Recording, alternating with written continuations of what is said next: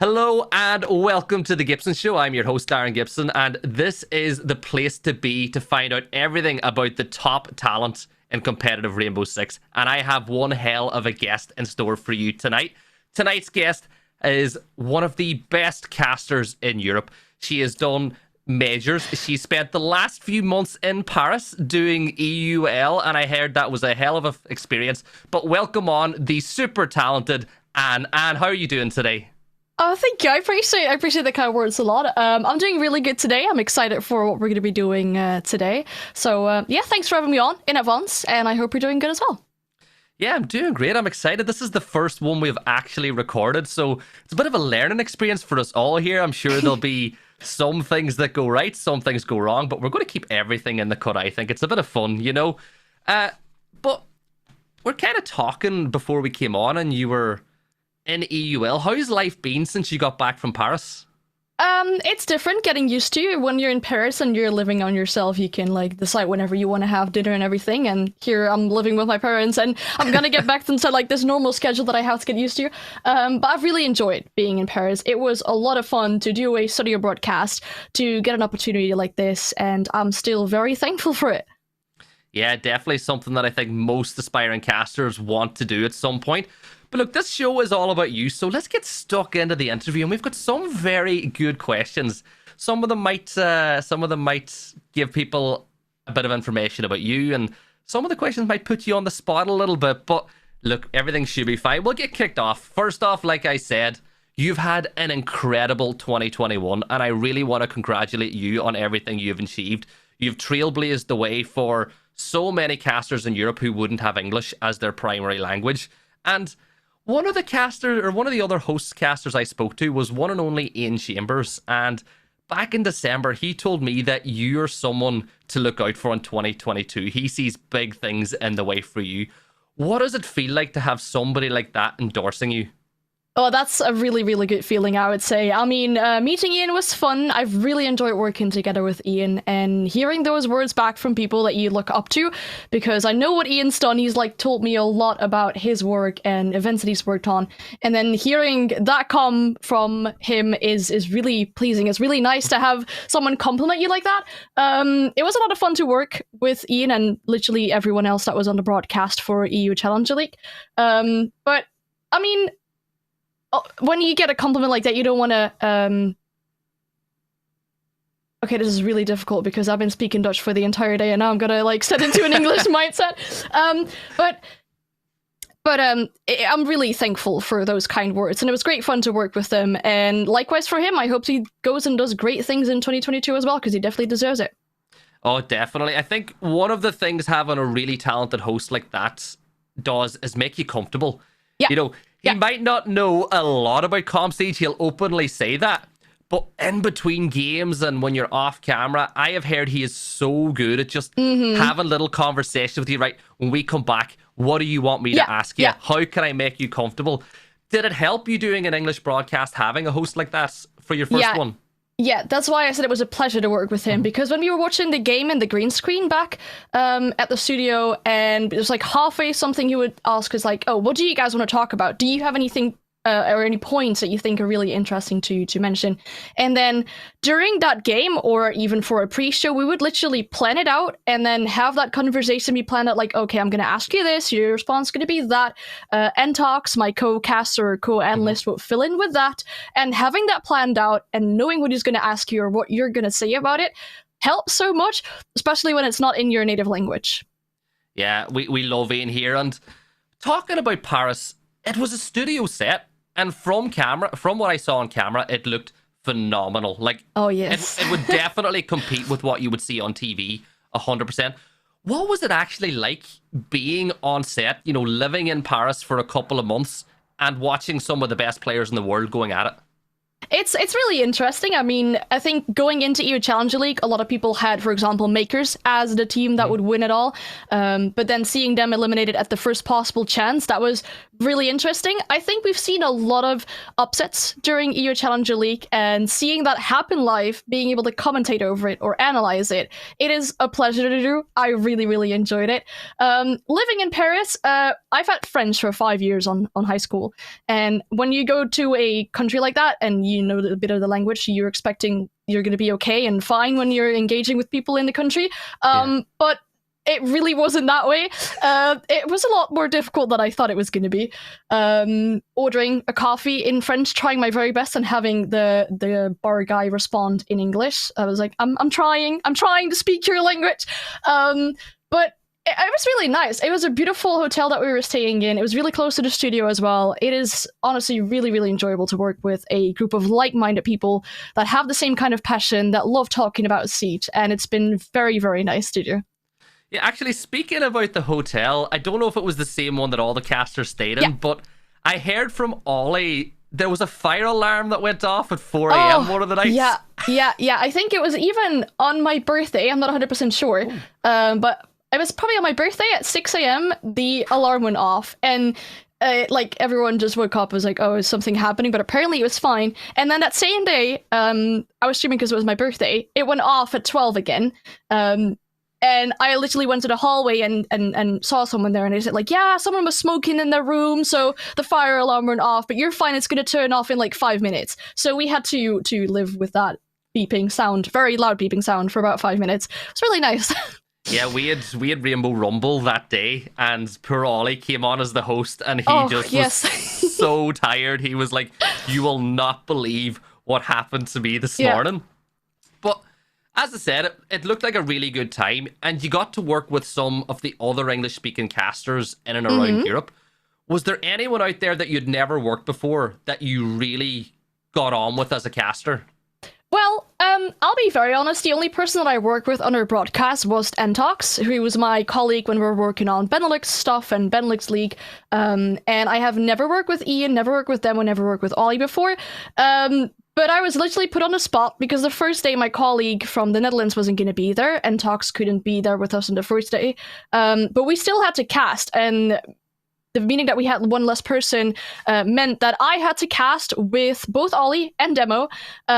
While I've never casted with them before, but it was really nice. They were very welcoming. They were really reassuring as well, because I remember having extremely bad nerves before we went on the broadcast.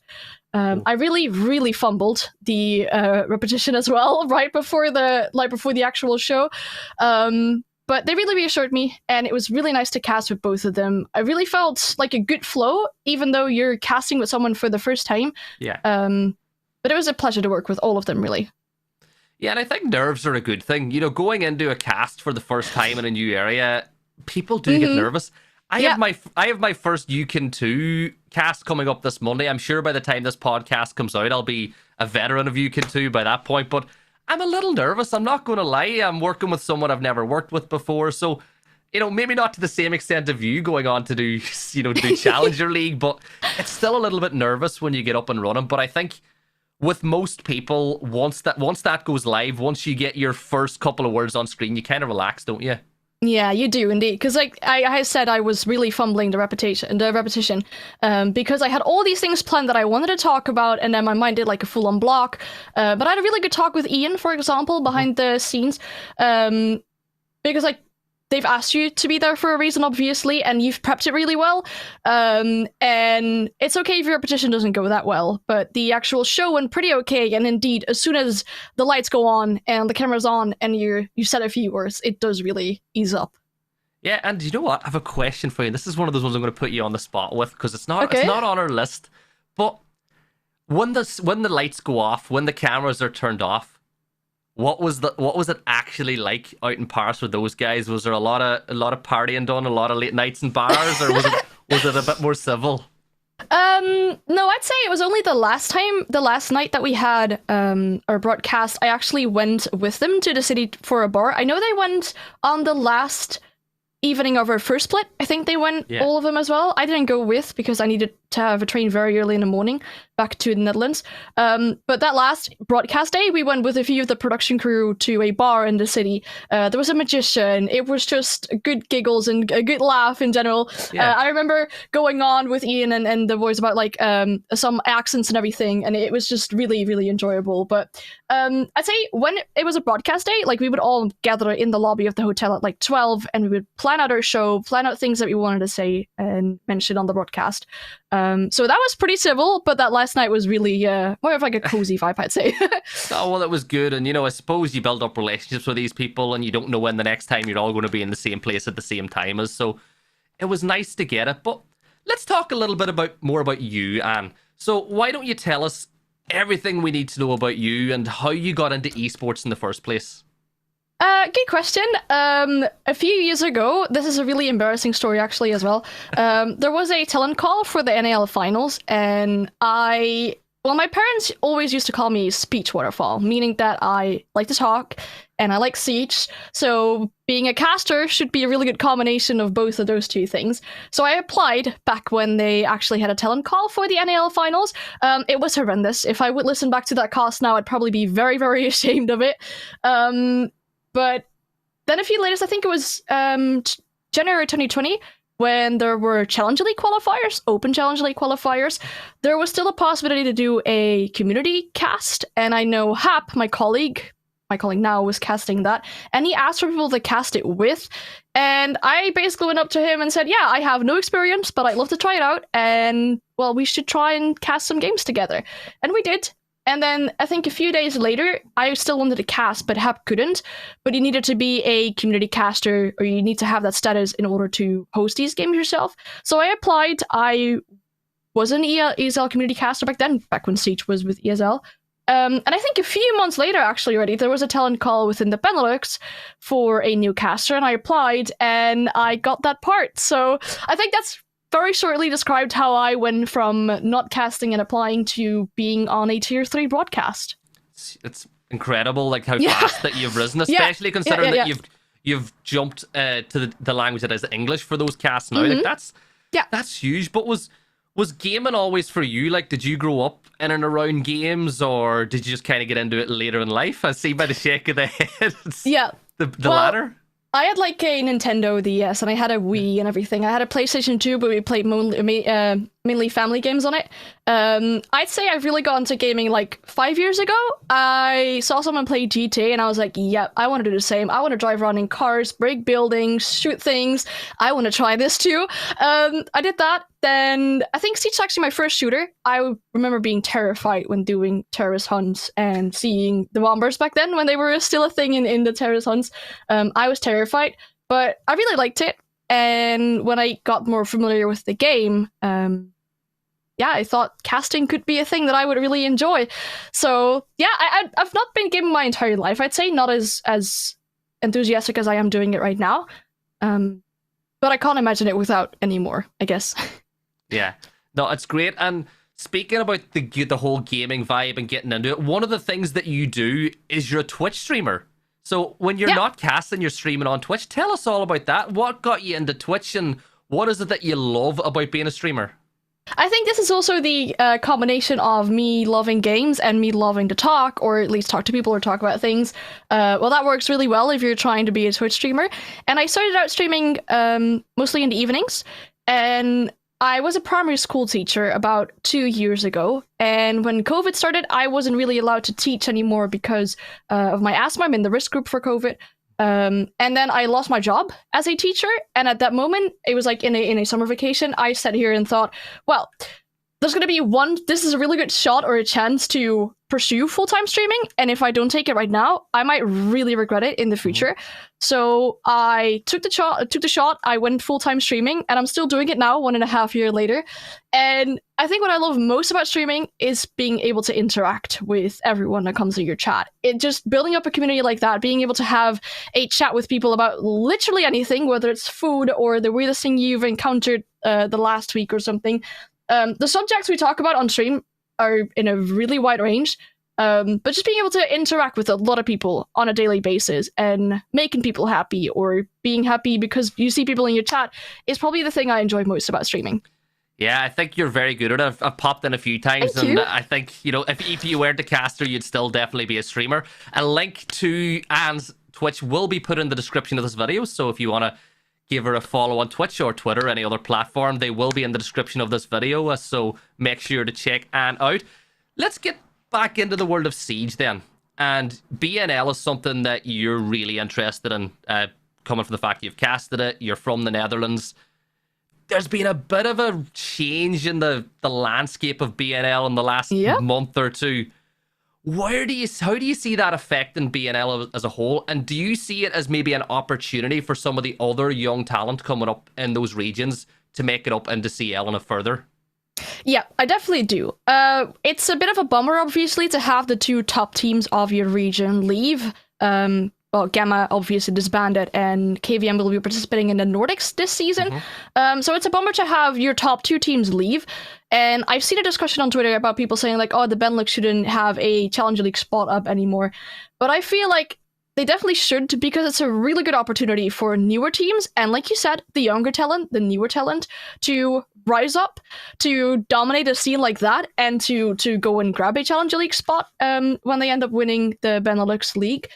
I think we've seen a lot of teams try and participate within Benelux League or Benelux Cup. There's definitely really good potential for a few players out there in the Benelux. Obviously, you still have the 3 out of 5 rule, so there's still potential for players from all over Europe to join the teams. But I've seen some up-and-coming talent in the Benelux, and I definitely think that we will have some really good teams participating in the next Benelux League. Yeah, I'm one of those eternal optimists, and so I think it will be a good thing, because the better teams will always make it to CL anyway. And I think it's one of the things we're going to see in UKIN too, with the shake-up that we're potentially going to have. We may see some new blood getting into CL from that route as well. I'm excited, because there's always a real conveyor belt of talent coming through. And sometimes whenever there is a top 2 or a really well-established couple of teams in the league, it can be very difficult for those, fresh players to get up to the next level. So I think it'll be good.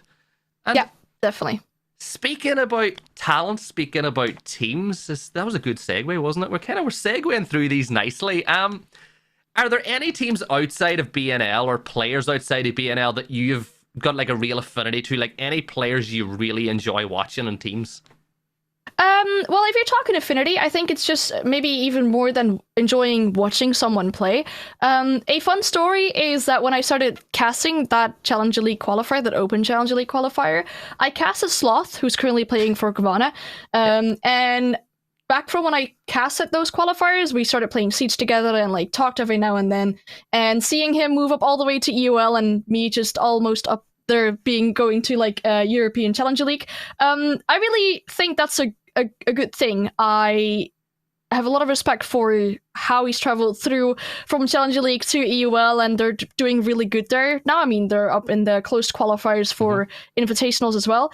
So seeing something like that is really nice. Apart from that, I wouldn't really consider myself like good friends with players from European League, I'd say. Obviously, you engage with them every now and then on Twitter, or you engage with them on Twitch and everything. But teams that I really enjoy playing, I mean, I would say Gavana, obviously.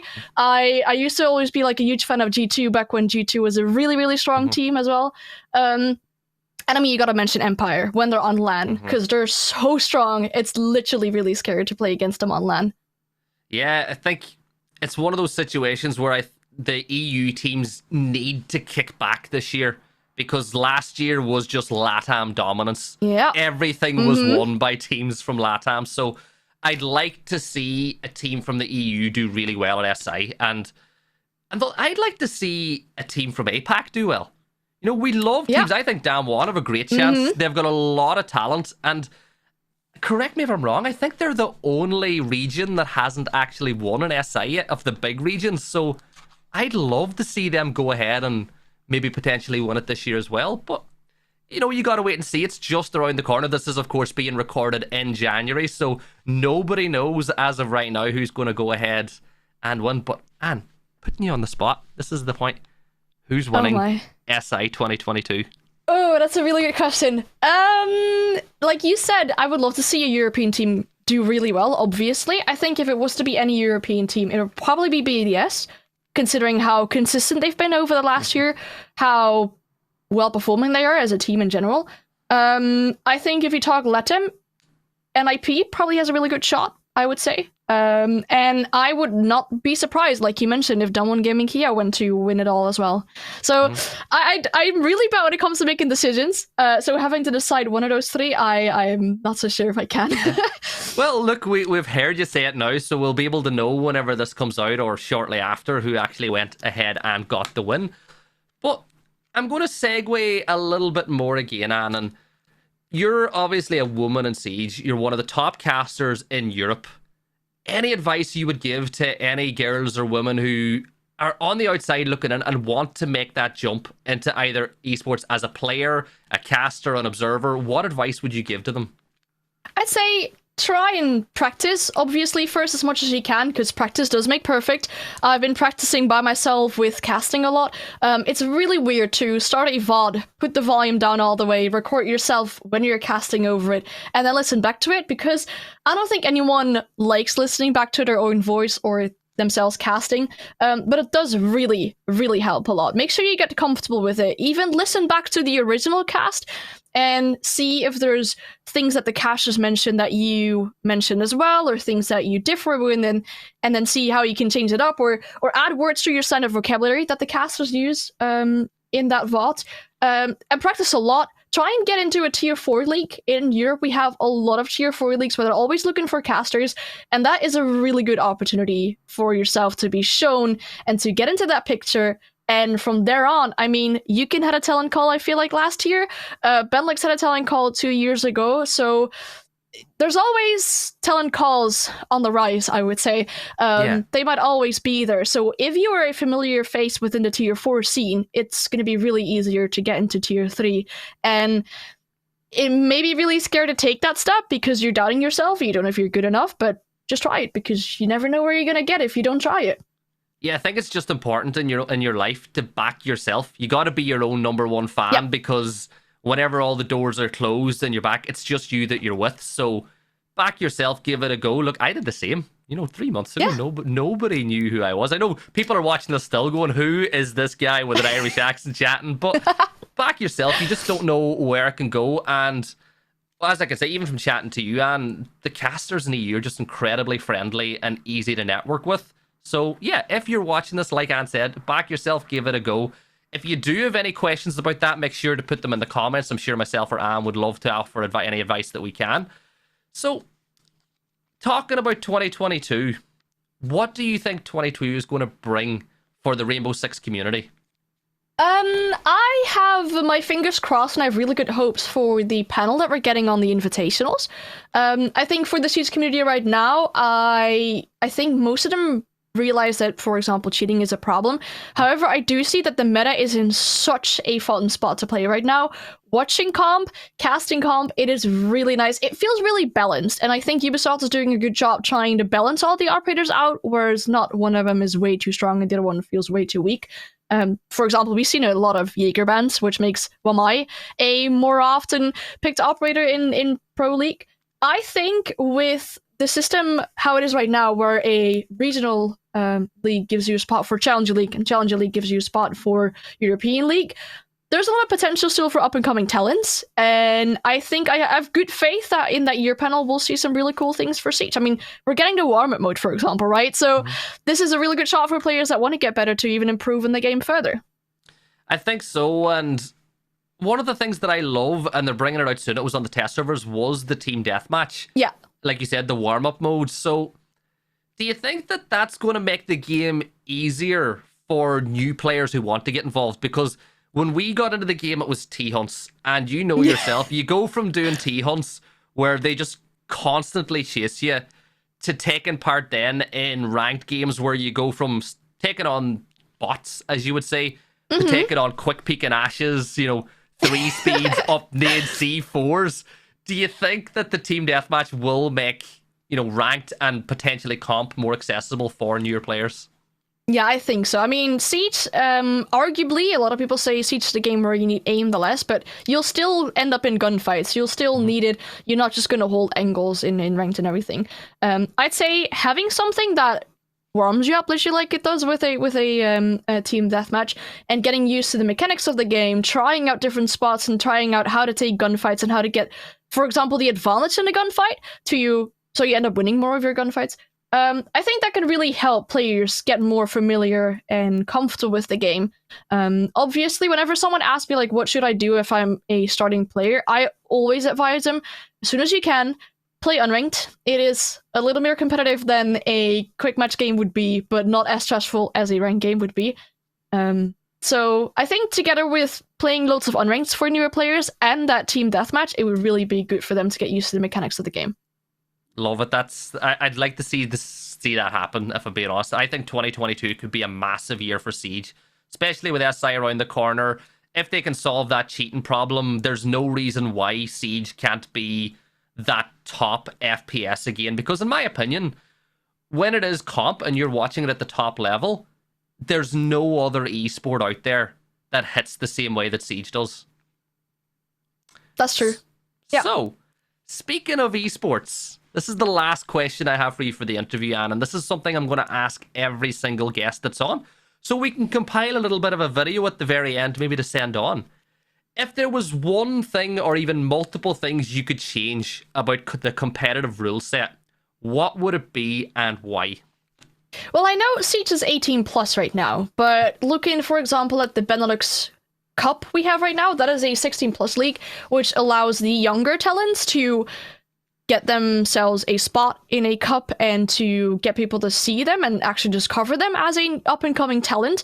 I would love to see this in other regions. I know you guys in the UK, for example, have the UK Rainbow Rumble, which definitely helps for like a good bridge with the tier 3 and tier 4 for those teams to rise up to the occasion as well. I would love to see more of this. Like, we know there's a really good bridge between tier 3, tier 2, tier 1 with like I said, regional leagues for Challenger League spot and Challenger League spot for European League spot. But I think even further down within tier 4 and tier 3, there needs to be a better bridge. I'd love for this to be a bigger opportunity for players to get into those regional leagues and to definitely be discovered. So having more of those leagues, I would definitely recommend or would love to see in the future. Other changes within competitive, I don't really think so at the moment. I'm definitely happy with how the Siege competitive setting is. I love it. Well, that's Anne's say on what we think needs to be changed on the competitive esports scene, and it does just seem to be, more accessibility more than anything.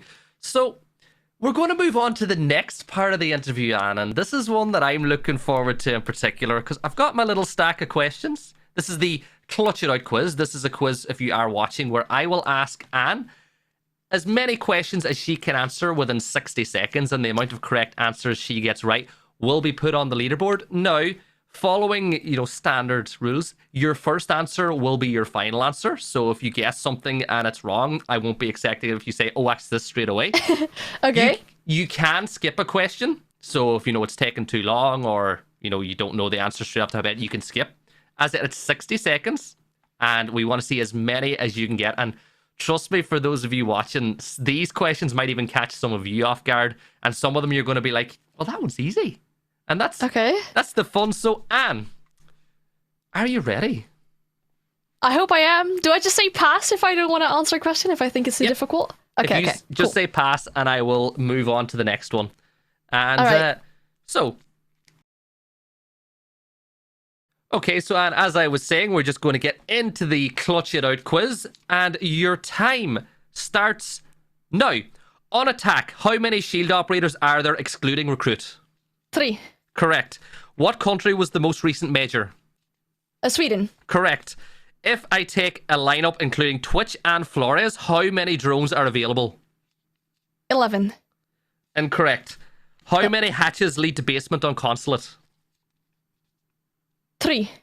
Incorrect. 4. What 2 primary weapons are available to Ash? R4C and the Ju-36C. Correct. How many rounds can be played max in a best of 5? 15 times 5 is 75. Correct. What 2 teams were runners-up in the 2021 majors? I have no clue. We'll skip. Who holds the best of 3 kill record, and who did they take it from? It was not Polo, was it? No, Nope. pass, no. And last question. I've started, so I'll finish. Who was the tournament MVP for the Sweden Major? That was not Paulo either, was it? No. No. Oh, man. Dude, I was busy during the Sweden Majors. I don't know what I was doing, but I was doing something. So I don't like to use it as an excuse. But yeah, I need to know my stats better, I would say. It's okay. You did pretty well. I think you got 4. I think you got 4 right, which is better than my friends who I tested this on before. Okay. So it's a good start. So I suppose we'll go through the ones that you got wrong, just for those of you at home. The first one was, if I take a lineup including Twitch and Flores, how many drones do I have? The answer was 15. So you've got the 8. Yeah. The 8 drones plus Twitch's drone at the start, the 2 Twitch gadgets, and the 4 Flores gadgets. The tournament MVP for the Sweden Major was Cyber. Citizen is the best of 3 kill record holder. He recently took that in the game against BDS, and he took it from Shaiko. The 2 runners up from the majors were Ninjas in Pajamas and Empire. And last but not least, and this is one that surprised me whenever I checked it out, was how many patches lead to basement on Consulate. It's actually 6. There are 6 patches. So you've got the one in the bathroom. Piano. Yeah, piano. You got the one in the bathroom. You've got the one in UFO. The one in the little room beside UFO. The one in the corridor beside Spiral Stairs. And the 2 in Visa. So... Oh, yeah. It was one of those Oh, my goodness. Yeah. Yeah, it was like, wait a second. There's way more than I thought. Yeah, yeah. Well, look, said you got 4 right. We're going to get you on the leaderboard. And don't worry, there's another little thing coming up after this, which is another chance to get you on the leaderboard. And this is the one that is going to be really fun. Now, I wanted to name this something differently, but I don't think I was going to get away with it. So we're going to just call it the T-Hunt Coast, or the Coastline Challenge. So basically, Anne is going to take on a T-Hunt on Coastline on the most difficult setting, which is realistic, and we are going to time how long it takes her to either die or win the game from once she enters the building. Now, the rules are the same for everybody, Anne. You will be choosing Sledge. You will be entering in through sauna side, and as I said, the clock starts from the minute you enter the building. Are you a little bit nervous about this one? Yeah, I must say I'm pretty nervous about it. I have not played Siege yet today, so I have not warmed up whatsoever. I do like to play Sledge, so I must feel comfortable with the weapon. But I don't usually like to do T-Hunts on realistic settings because, yeah, I don't always finish them in a good way. Well, don't worry, you're going to get 2 tries, so we'll take whatever your best time is, and I'm sure that our editors in the background will do some lovely little magic for how many kills you got in each one, and so even if you don't win, we can keep a track of how many kills you got. So if you lose, but say we have another one of our guests on and they lose as well, we can say, well, Anne got more kills, so Anne's the superior player. You can, there's some bragging rights here for the people in and around Siege. So I think what we're going to do is jump over to Anne's POV and get stuck in.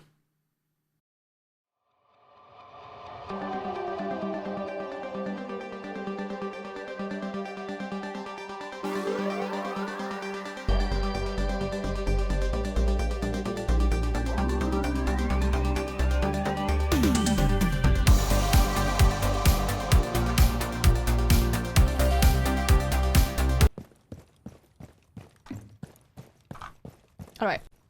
I was supposed to enter through sauna. That's here. And I guess there's already going to be T-Ins here. Or turrets here, I reckon.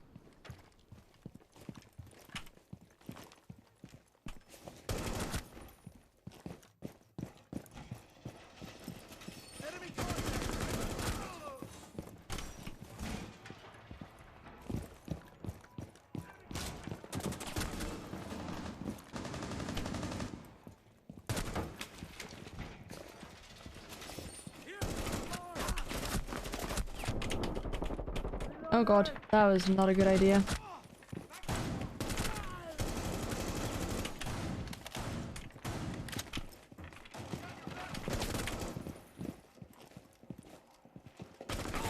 Ah, that was not a good idea. I should have not went into lobby. not really shooting back at the terrorists and losing so much HP. You lose a lot of HP in these T-hunts. Unrealistic, man. That's insane. I get another attempt though, right? So, Anne, the first T-hunt didn't quite go to plan. I think you said yourself, maybe rushing in through lobby after going in wasn't the best idea. So this is your second and last chance to get a win, Anne. Are you feeling the pressure now in this one as you get ready to go in? Yeah. You know, you gotta learn from your mistakes, and I think it might be best to like go from not expose yourself in like open areas, because that was not smart. I forgot how much damage you take once you get into like a gunfight with an actual terrorist right here. I kind of forget about that. They got that able. Well, look, I'll go quiet as the clock will start as soon as you step across that entry. Hey, there was a guy here last time. I can use my nades, right? Yes, of course you can. Oh. That was not a smart idea.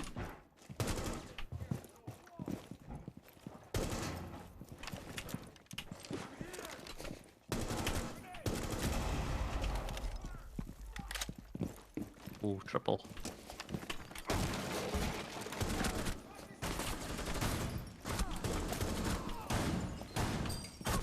Well, that oh, what? Okay, I literally forgot how quickly you take damage, but that was 6. That was even worse than my first attempt. Oh my goodness. It's fine. I think realistic T-hunts on Coastline, we're going to see more people fail them than we're going to see succeed. But I think the first try was good. We got some nice headshots on there, a couple of nice clips. But for the main part, Anne, you've got the results on the board, and this is the first one we have actually. This is the first one we've recorded. So regardless of what way these come out, you're going to be on the board for everybody. So you have now set the bar. I'll be number 1. For these Yay! events. So regardless, you're number 1 right now. Yay! That's something. Well, look, Anna, it was so much fun talking to you. It really was. I think. So, Anne, yeah, like you said, you're top of the leaderboard now. So that is something as we go forward. I'll have a few people coming in, but Anne, from this point on, there will probably be nobody else who's been top of both leaderboards. So that's got to keep you, something to be proud of. Yep, I'm very proud. Yes, I'll go tell this to my parents right after. I guess they'll be just as proud. even more proud than when you got to travel to Paris to cast. Like, I know that this is the highlight of your career. But I do want to say thank you so much for coming on and being the first guest we've ever recorded. This has been so much fun. You're such an interesting person. So getting to know a bit about you and your career, I think it's really going to help a lot of people get to know you better. So I've had a lot of fun, Anne. I definitely did too. Thank you for having me on. It's fun to do the interview. I already told you, of course, with the quiz you did, the Clutch It Out quiz you said it was? The Clutch It Out quiz. Yes, you get a little bit of stress because of the time, but I didn't realize that I could have actually taken enough time to start counting drones or something like that, but it was fun. I really enjoyed it. I'm glad you had fun. So before we go, Anne, as we said earlier, there's a couple of places that people can find you. So why don't you tell everybody watching where they can find you? Well, I don't think there's a social platform that I am not on. I think it might be Reddit, but I am on Twitter, Instagram, TikTok, YouTube, Twitch. I stream on Twitch 4 times a week. That's probably the main thing I am on. So yeah, that's twitch.tv/FastAnne. Yep, thank you much. Thank you so much. We'll get that link tree from you. We'll stick it into the card into the section below, and you can go ahead and follow Anne on all those platforms.